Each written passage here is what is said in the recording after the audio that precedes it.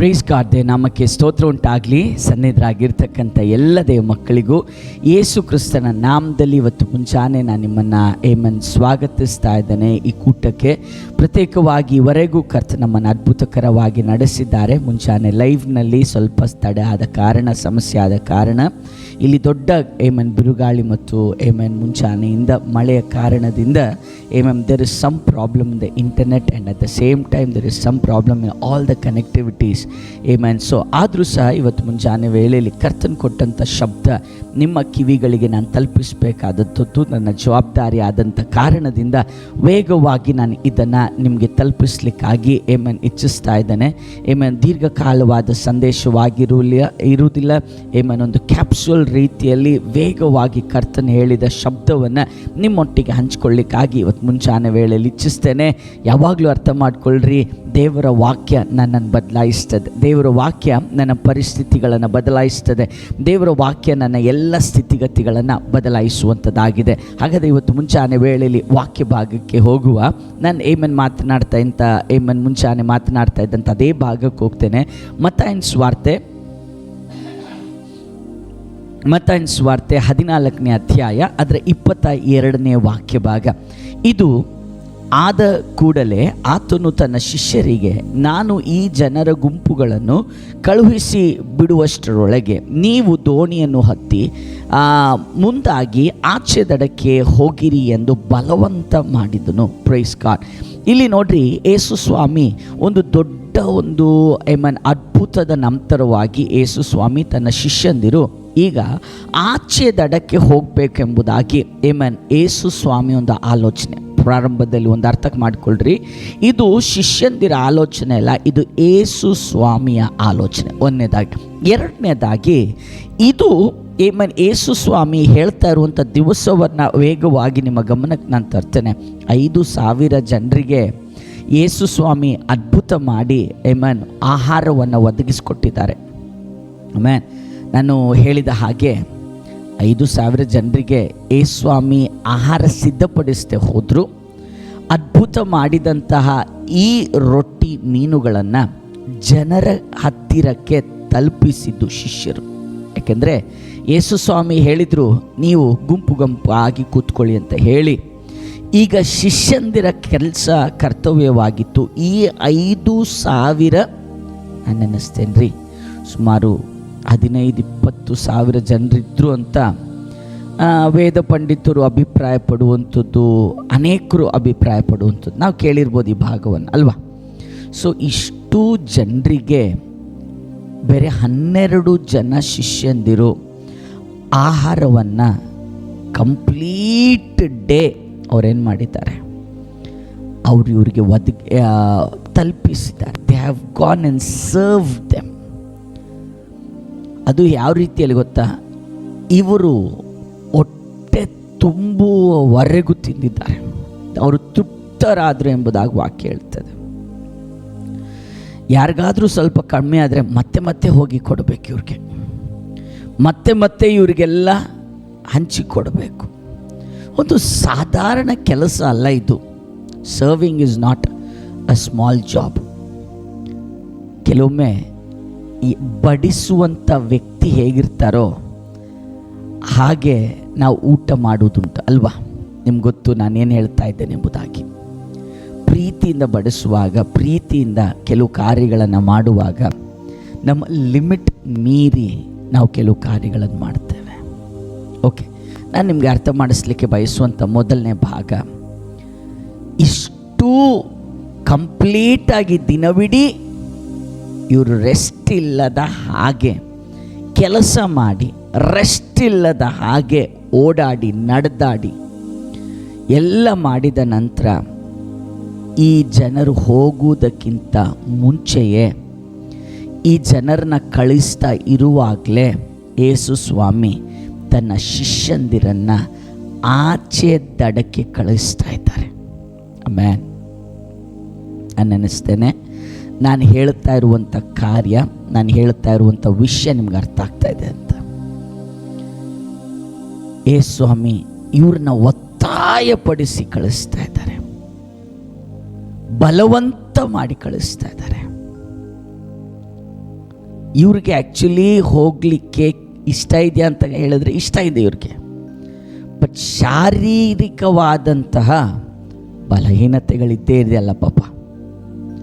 ಆದರೂ ಸಹ ಸ್ವಾಮಿ ಒತ್ತಾಯ ಮಾಡಿ ಕಳಿಸ್ತಾ ಇದ್ದಾರೆ, ಇಲ್ಲ ನೀವು ಹೋಗಿ, ನೀವು ಈ ಜನರ ಕುರಿತಾಗಿ ಯೋಚನೆ ಮಾಡಿಬಿಡ್ರಿ, ನಾನು ಇವ್ರನ್ನ ಕಳಿಸ್ಕೊಡ್ತೇನೆ, ನೀವು ಹೋಗಿ, ಯು ಗೋ ಫಾರ್ವರ್ಡ್, ನೀವು ಮುಂದಕ್ಕೆ ಹೋಗ್ರಿ. ನೋಡ್ರಿ, ಎರಡು ಕಾರ್ಯಗಳನ್ನೆಲ್ಲ ಅರಿಬೋದು. ಯೇಸು ಸ್ವಾಮಿಗೆ ಅದ್ಭುತ ಮಾತ್ರವಾಗಿರಲಿಲ್ಲ ಯೇಸು ಸ್ವಾಮಿಯ ಒಂದು ನೋಟ. ಆಚೆ ದಡದಲ್ಲಿ ತಂದೆಯ ಚಿತ್ತವನ್ನು ನೆರವೇರಿಸಬೇಕಾದದ್ದು ಇದಕ್ಕಿಂತ ದೊಡ್ಡದೆಂಬುದಾಗಿ ಯೇಸು ಸ್ವಾಮಿ ಗೊತ್ತಿತ್ತು. ಇಷ್ಟು ಜನರಿಗೆ ಆಹಾರ ನಾವು ಸರ್ವ್ ಮಾಡಿದರೆ, ಚರ್ಚಿಗಾಗಿರ್ಬೋದು ಇಲ್ಲ ಎಲ್ಲಿಗೆ ಆಗಿರ್ಬೋದು, ಒಂದು ರೆಸ್ಟ್ ಕೇಳಿಬಿಡ್ತಾ ಇದ್ವು, 4 ದಿನ ಏನು ರೆಸ್ಟ್ ಕೊಡಿ, ನಾವು ಈಚೆ ಬರಲ್ಲ, ಭಾಳ ಸುಸ್ತಾಗಿದ್ದೇವೆ ನಾವು. 15,000 ಜನರಿಗೆ 12 ಜನ ಆಹಾರ ಬಡಿಸೋದು ಸಾಧಾರಣ ಚಿಕ್ಕ ಕೆಲಸ ಏನಲ್ಲ. ಸೊ 4 ದಿನ ರೆಸ್ಟ್ ಕೊಡಿ ಅಂತ ನಾವಾಗಿದ್ರೆ ಕೇಳ್ತಾ ಇದ್ವೇನೋ. ಬಟ್ ಈ ಶಿಷ್ಯಂದಿರು ಏನು ಮಾತನಾಡದೆ ಯೇಸು ಸ್ವಾಮಿ ಕಳುಹಿಸಿಕೊಟ್ಟ ಹಾಗೆ, ಯೇಸು ಸ್ವಾಮಿ ನಿರ್ಬಂಧಿಸಿದ ಹಾಗೆ, ಯೇಸು ಸ್ವಾಮಿ ಬಲವಂತ ಮಾಡಿದ ಹಾಗೆ, ಯೇಸು ಸ್ವಾಮಿ ಒತ್ತಾಯ ಮಾಡಿದ ಹಾಗೆ ಇವರು ದೋಣಿಯನ್ನು ಹತ್ತಿ ಆಚೆ ದಡಕ್ಕೆ ಹೋಗ್ಲಿಕ್ಕೆ ಆರಂಭಿಸಿದ್ರು. ಆಮೆನ್. ಯೇಸು ಸ್ವಾಮಿಗೆ ಅದ್ಭುತಕ್ಕಿಂತ ಇಂಪಾರ್ಟೆಂಟ್ ಅಲ್ಲಿ ಕೆಲವರು ಬಿಡಿಸ್ಲಿಕ್ಕಾಗಿದ್ದಾರೆ, ಕೆಲವರು ಬಿಡಿಸಲ್ಪಡ್ಲಿಕ್ಕಾಗಿದ್ದಾರೆ. ತಂದೆಯ ಚಿತ್ತ ಅಲ್ಲಿ ನಡಿಬೇಕಾಗಿದೆ. ನಾವೆಲ್ಲೋ ಕೆಲವು ಅದ್ಭುತಗಳ ಹಿಂದೆನೇ ಕೂತು ಹೋದ ಕಾರಣದಿಂದ ನಮ್ಮ ಜೀವಿತದಲ್ಲಿ ಎಲ್ಲೋ ದೇವರ ಚಿತ್ತ ನೆರವೇರ್ತಾ ಇದೆಯಾ ಇಲ್ವಾ ಅಂತ ಗಮನಿಸಿ ನೋಡಬೇಕಾದ ಸಮಯ ಬಂದಿದೆ ರೀ. ನಾನು ಹೇಳ, ನಾವು ದೇವರ ಚಿತ್ತ ಮಾಡಲಿಕ್ಕೆ ತಯಾರಾಗುವುದಾದರೆ, ದೇವರ ಹಿತ ನಾವು ನಮ್ಮ ಜೀವಿತದಲ್ಲಿ ಮಾಡಲಿಕ್ಕೆ ತಯಾರಾಗುವುದಾದರೆ, ನಮಗೆ ಬೇಕಾದ ಎಲ್ಲ ಬಿಡುಗಡೆ, ನಮಗೆ ಬೇಕಾದ ಎಲ್ಲ ಅದ್ಭುತ, ನಮಗೆ ಬೇಕಾದಂಥ ಎಲ್ಲ ಆಮೆನ್ ಹಲ್ಲೆಲೂಯಾ ಕಾರ್ಯಗಳನ್ನು ಮಾಡಲಿಕ್ಕೆ ನನ್ನ ದೇವರು ಶಕ್ತರಾಗಿದ್ದಾರೆ. He can even now perform miracles for you. But ಆದರೆ ತಂದೆಯ ಚಿತ್ತ ಮಾಡಲಿಕ್ಕಾಗಿ ತಯಾರಾಗಬೇಕು.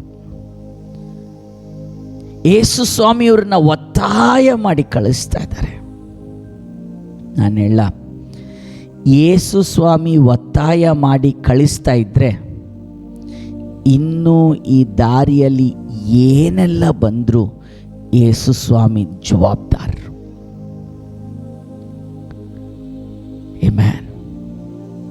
ಇವತ್ತು ಮುಂಚಾನೆ ನೀವು ಸಹ ಎಲ್ಲೆಲ್ಲೋ ಹೇಳಿರ್ಬೋದು, ನನ್ನ ಕೈಲಿನ ಸಾಧ್ಯ ಇಲ್ಲ ದೇವ್ರೇ, ನನ್ನಿಂದ ಆಗಲ್ಲ, ನನಗೆ ಸಾಕಾಯ್ತು ಅಂತ ತುಂಬ ಸ್ಥಳಗಳಲ್ಲಿ ನೀವು ಬಿಟ್ಟು ಕೊಟ್ಟದ್ದಿದೆ ಅಲ್ವಾ.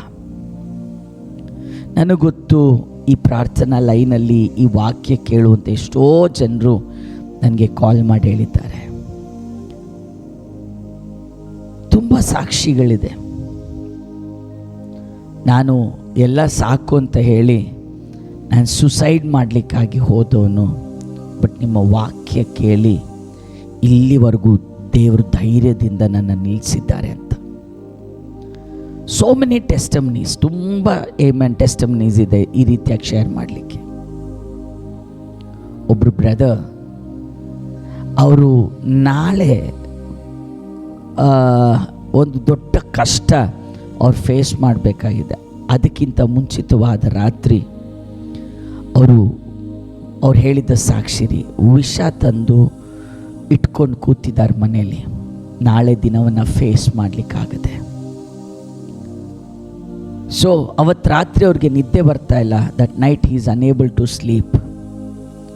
ಸಾಧಾರಣ ನಿದ್ದೆ ಬರೆದ ಮೇಲೆ ಎಷ್ಟೇ ಟೆನ್ಷನ್ ಇದ್ದರೂ ಪ್ರತಿಯೊಬ್ಬ ಮನುಷ್ಯನ ಮಾಡೋದು ಆ ಮೊಬೈಲ್ ತಗೊಂಡು ನೋಡ್ಲಿಕ್ಕೆ ಆರಂಭಿಸ್ತಾರಲ್ಲ, ಅದೇ ರೀತಿಯಲ್ಲಿ ಇವ್ರು ಸಹ ಮೊಬೈಲ್ ತೆಗೆದು ನೋಡಲಿಕ್ಕಾಗಿ ಆರಂಭಿಸಿದಾಗ ಅವ್ರಿಗೆ ಯೂಟ್ಯೂಬಲ್ಲಿ ಒಂದು ಮೆಸೇಜ್ ನಮ್ಮದು ಸಿಕ್ತು.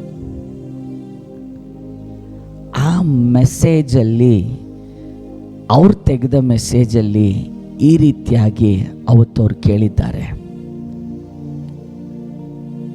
ನೀವು ಸುಸೈಡ್ ಮಾಡಲಿಕ್ಕಾಗಿ ಹೋಗ್ತಾ ಇದ್ದೀರಿ, ಬಟ್ ಮಾಡಬೇಡ್ರಿ, ಕರ್ತನು ನಿಮ್ಮ ಜೊತೆಯಲ್ಲಿದ್ದಾರೆ ಅಂತ ಯಾವತ್ತೋ ಹೇಳಿರುವಂಥ ಒಂದು ಮೆಸೇಜ್. ಅದು ಯಾವತ್ತೋ ಮಾತನಾಡಿದ ಮೆಸೇಜ್.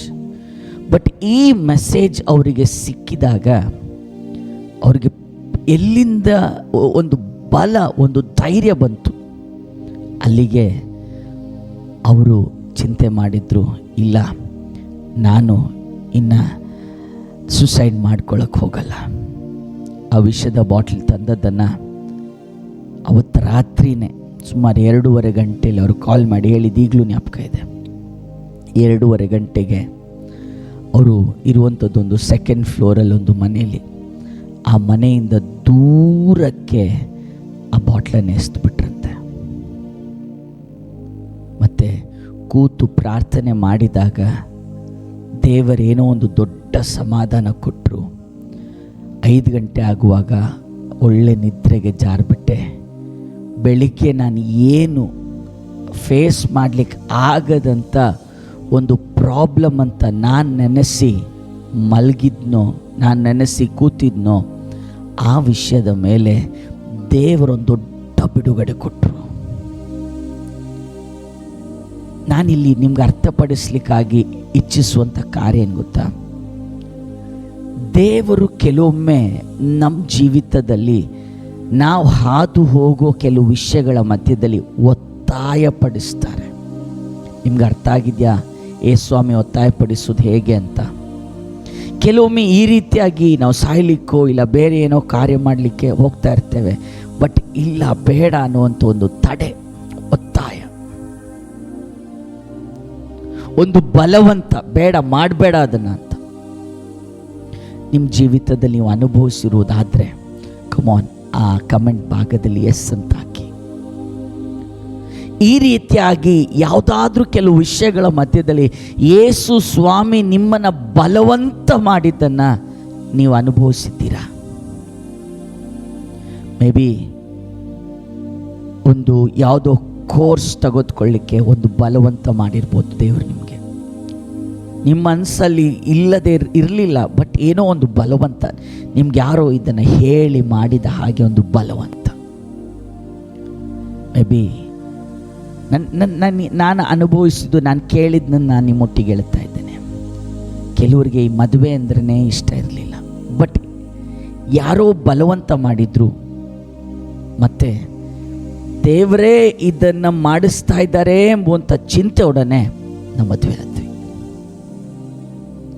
ಈ ರೀತಿಯಾಗಿ ಅನೇಕ ವಿಷಯಗಳಲ್ಲಿ ಬಲವಂತವನ್ನು ಅನುಭವಿಸಿದ ಕೆಲವರು ಈ ಪ್ರಾರ್ಥನಾ ಲೈನಲ್ಲಿ ಇವತ್ತು ಮುಂಜಾನೆ ಈ ವಾಕ್ಯ ಭಾಗಗಳನ್ನು ನೀವು ಕೇಳ್ತಾ ಇದ್ದೀರಿ. ನಾನು ನಿಮ್ಮೊಟ್ಟಿಗೆ ಹೇಳ್ತೇನೆ ರೀ, ಕರ್ತನ್ ಎಲ್ಲಾದರೂ ಯಾವುದಾದ್ರೂ ವಿಷಯದ ಮೇಲೆ ಒಂದು ಬಲವಂತ ಮಾಡಿದರೆ, ಒತ್ತಾಯಗೊಳಿಸಿದರೆ, ನನಗೆ ಮಾಡಲಿಕ್ಕೆ ಇಷ್ಟ ಇಲ್ಲದಿದ್ದರೂ, ಕಮಾನ್ ನಿಮ್ಗೆ ಅರ್ಥವಾಗ ಹೇಳ್ತೇನೆ, ನನಗೆ ಜೀವಿಸ್ಲಿಕ್ಕೆ ಇಷ್ಟವಿಲ್ಲದಿದ್ದರೂ ನಾನು ಜೀವಿಸಬೇಕು ಅಂತ ದೇವರು ನನಗೆ ಒತ್ತಾಯ ಮಾಡ್ತಾ ಇದ್ರೆ, ನನಗೆ ಕೆಲವು ಕಾರ್ಯಗಳು ಮಾಡಲಿಕ್ಕೆ ಇಷ್ಟವಿಲ್ಲದಿದ್ದರೂ ದೇವರು ನನಗೆ ಒತ್ತಾಯ ಮಾಡ್ತಾ ಇದ್ರೆ ಅದನ್ನು ಮಾಡಲಿಕ್ಕೆ, ನಾನು ಹೇಳ್ತೇನೆ ಅದರ ಮಧ್ಯದಲ್ಲಿ ಏನು ಬಂದರೂ ದೇವರು ನೋಡ್ಕೊಳ್ತಾರೆ. ಈ ಶಬ್ದವನ್ನು ಹೇಳಲಿಕ್ಕೆ ನಾನು ಇದೆಲ್ಲ ನಿಮಗೆ ಅರ್ಥ ಮಾಡಿಸ್ತಾ ಇರೋದು. ಇದರ ಮಧ್ಯದಲ್ಲಿ ಏನೆಲ್ಲ ಬಂದರೂ ನನ್ನ ದೇವರು ನೋಡ್ಕೊಳ್ತಾರೆ. ನಮ್ಗೆ ಗೊತ್ತು, ಅವರು ಈ ದೋಣಿ ಹತ್ತಿ ಆಚೆ ದಡಕ್ಕೆ ಹೋಗುವಾಗ ಬಿರುಗಾಳಿ, ತುಫಾನ್, ದೊಡ್ಡ ಸಮಸ್ಯೆಗಳು ಬಂದವು. ಆದರೆ ಕರ್ತನ್ ಕೈ ಬಿಡಲಿಲ್ಲ. ಇವತ್ತು ಮುಂಚಾನೆ ನಿಮ್ಮೊಟ್ಟಿಗೂ ನಿಮ್ಮ ಕುಟುಂಬದೊಟ್ಟಿಗೂ ಕರ್ತನ ಹೇಳ್ತಾ ಇರುವ ಶಬ್ದ, ನಿಮ್ಮನ್ನು ಕರ್ತನ ಕೈ ಬಿಡೋದಿಲ್ಲ. ನಿಮ್ಮನ್ನ ನನ್ನ ದೇವರು ಕೈ ಬಿಡುವುದಿಲ್ಲ. ಇವತ್ತು ಮುಂಚಾನೆ ನಿಮಗೆ ಧೈರ್ಯ ಇದೆಯಾ? ಕರ್ತ ನಿಮ್ಮನ್ನು ಕೈ ಬಿಡುವುದಿಲ್ಲ ರೀ. ಏನೇ ಪರಿಸ್ಥಿತಿ ಬರಲಿ, ಏನೇ ಪ್ರತಿಕೂಲಗಳು ಬರಲಿ, ನಿಮ್ಮ ಜೀವಿತದಲ್ಲಿ ಎಂಥ ಸಮಸ್ಯೆಗಳೇ ಬರಲಿ, ನಿಮ್ಮನ್ನ ದೇವರು ಕೈ ಬಿಡುವುದಿಲ್ಲ. ಯಾರೋ ಸುವಾರ್ತೆ ಕೊಟ್ಟು ನಾನು ರಕ್ಷಣೆ ಹೊಂದಿದ್ದು ಅಂತ ನಿಮಗೆ ಅನಿಸಿರ್ಬೋದು. ಇಲ್ಲ ರೀ, ನೀವು ಕರ್ತನ ಕಡೆಗೆ ಬರಬೇಕು ಎಂಬುದಾಗಿ ನೀವು ಹುಟ್ಟುವುದಕ್ಕಿಂತ ಮುಂಚೆಯೇ ದೇವರ ಯೋಚನೆ ಆಗಿತ್ತು. ನಿಮ್ಮನ್ನು ಕರ್ತನು ಕರೆದದ್ದಾದರೆ ನಿಮ್ಮನ್ನು ನಡೆಸಲಿಕ್ಕೆ ನನ್ನ ದೇವರು ಶಕ್ತರಾಗಿದ್ದಾರೆ. ಟೆನ್ಷನ್ ಮಾಡಬೇಡಿ. ಕರ್ತನ ನಡೆಸುವಿಕೆಯನ್ನು ನೀವು ಅನುಭವಿಸ್ತೀರಿ.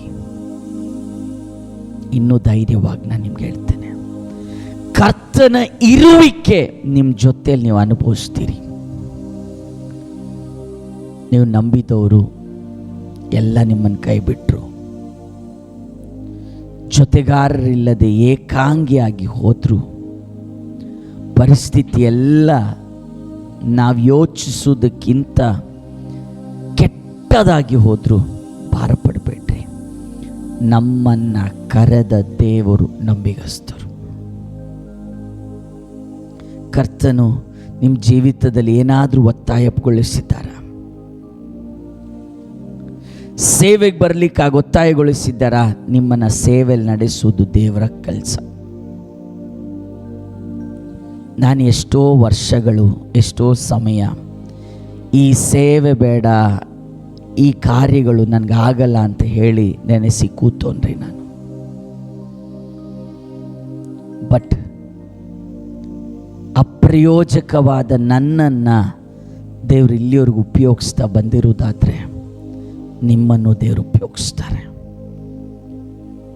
ಯಾವುದಾದ್ರೂ ಕೆಲವು ವಿಷಯಗಳಲ್ಲಿ ದೇವರು ನಿಮ್ಗೆ ಒತ್ತಾಯ ಮಾಡಿದಾರಾ? ಇಷ್ಟೇ ನನ್ನ ಆಲೋಚನೆ, ಇಷ್ಟೇ ನನಗೆ ಕರ್ತನ ಕೊಟ್ಟ ಶಬ್ದ ಇವತ್ತು ಮುಂಜಾನೆ. ಯಾವುದಾದ್ರೂ ವಿಷಯದಲ್ಲಿ ನಿಮಗೆ ಕರ್ತನು ಒತ್ತಾಯ ಮಾಡಿದರೆ ಆ ವಿಷಯದಲ್ಲಿ ದೇವರು ನಿಮ್ಮನ್ನು ನಡೆಸ್ತಾರೆ. ನೀವು ಟೆನ್ಷನ್ ಮಾಡಬೇಕಾದ ಕಾರ್ಯವೇ ಇಲ್ಲ.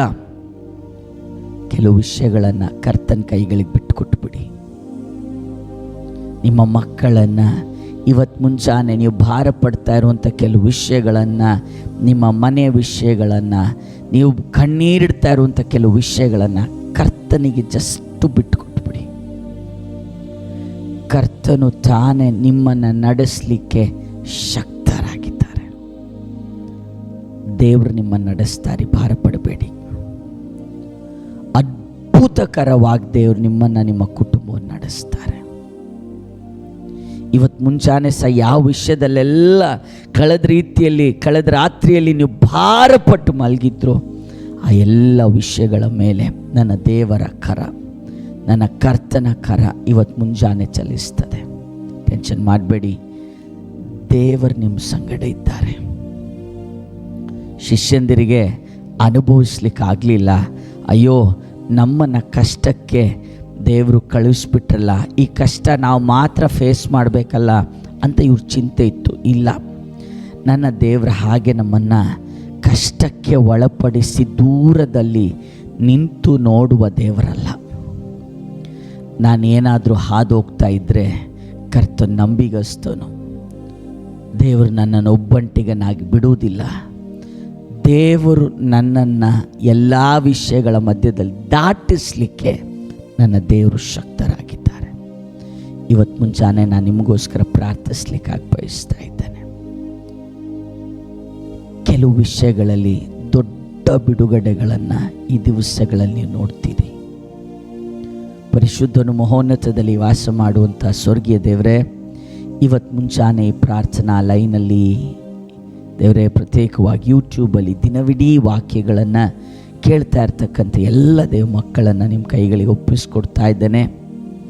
ಅವರ ಜೀವಿತದಲ್ಲಿ ಕರ್ತನೆ ಎಲ್ಲೆಲ್ಲಿ ಅವ್ರಿಗಿಂತ ಸಾಧ್ಯ ಇಲ್ಲ ಎಂಬುದಾಗಿ ಹೇಳಿ ಕರ್ತನೆ ಕೆಲವು ವಿಷಯಗಳನ್ನು ದೇವರೇ ಸಾಕು ಎಂಬುದಾಗಿ ನಿಲ್ಲಿಸ್ಲಿಕ್ಕಾಗಿ, ಬಿಟ್ಟು ಬಿಡಲಿಕ್ಕಾಗಿ, ಆಗುವುದಿಲ್ಲ ಎಂಬುದಾಗಿ ನೆನೆಸಿ ಆಮೆನ್ ಎಲ್ಲಿ ಕೆಲವು ಕಾರ್ಯಗಳನ್ನು ಅವರು ಬಿಟ್ಟು ಕೊಡಲಿಕ್ಕಾಗಿ ತಯಾರಾಗಿದ್ದಾರೋ ಅಲ್ಲಿಂದ ಪುನಃ ನೀವು ಅವರನ್ನು ಅದ್ಭುತವಾಗಿ ನಡೆಸುವಂಥ ದೇವರು ನೀವಾಗಿರುವುದಕ್ಕಾಗಿ ಸ್ತೋತ್ರಪ್ಪ. ಕುಟುಂಬ ಸಂಬಂಧಗಳು ಕಟ್ಟಲ್ಪಡ್ತಾ ಇರೋದಕ್ಕಾಗಿ ಸ್ತೋತ್ರ. ಕೆಲಸ ಕಾರ್ಯಗಳಲ್ಲಿ ದೊಡ್ಡ ಬಿಡುಗಡೆಗಳು ನಡೀತಾ ಇರೋದಕ್ಕಾಗಿ ಸ್ತೋತ್ರ. ದೇವ ಸಮಾಧಾನ ಕೆಲವು ಕುಟುಂಬಗಳ ಮೇಲೂ ಕೆಲವು ವ್ಯಕ್ತಿಗಳ ಮೇಲೂ ಇವತ್ತು ಮುಂಜಾನೆ ಕರ್ತನ್ ಕೊಡ್ತಾ ಇರೋದಕ್ಕಾಗಿ ಸ್ತೋತ್ರ. ಇವತ್ತು ಮುಂಜಾನೆ ಎಲ್ಲ ಮಕ್ಕಳ ನಿನ್ನ ಕೈಗಳಿಗೆ ಒಪ್ಪಿಸ್ತಾ ಇದ್ದೇನೆ ಸ್ವಾಮಿ, ನೀವೇ ಆಶೀರ್ವದಿಸಿ ಎಂಬುದಾಗಿ ಬೇಡುತ್ತಾ ಯೇಸುವಿನ ನಾಮದಲ್ಲಿ ಬೇಡಿದ್ದೇವೆ ತಂದೆಯೇ. ಆಮೇನ್, ಆಮೇನ್, ಆಮೇನ್. God bless you. ದೇವ್ರು ನಿಮ್ಮನ್ನು ಧಾರಾಳವಾಗಿ ಆಶೀರ್ವದಿಸಲಿ. Praise the lord. ಪುನಃ ನಾಳೆ ಮುಂಜಾನೆ ನಮ್ಮ ಲೈಫಲ್ಲಿ ನಾವು ಜಾಯ್ನ್ ಆಗುವ. Praise the lord.